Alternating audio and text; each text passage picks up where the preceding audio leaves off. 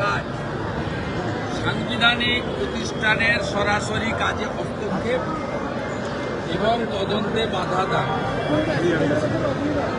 এটা একজন মুখ্যমন্ত্রী, তিনি শুধু রাজনৈতিক নেতা নেত্রী নন, প্রশাসনিক কর্তৃক নিন্দা জানাই এবং ইডি নিশ্চয়ই তার ক্ষমতা বলে তাদের মুখ্যমন্ত্রীর বিরুদ্ধেও ব্যবস্থা নেওয়া উচিত বলে আমার মনে হয়েছে।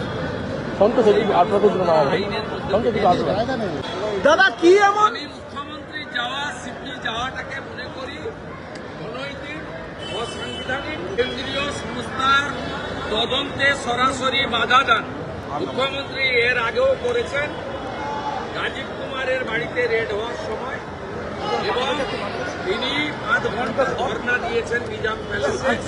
এরা মুখ্যমন্ত্রীর অভ্যাসের মধ্যে পড়ে। তার যে সাংবিধানিক অধিকার